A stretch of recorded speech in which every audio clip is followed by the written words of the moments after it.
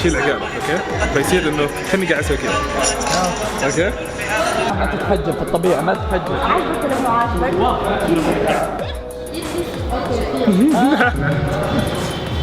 اوكي. لا كله محمد نحيد على الأصبع. يلا عطى. يلا الحين انا ايش؟ بس باركو لمحمد سال بدون شال.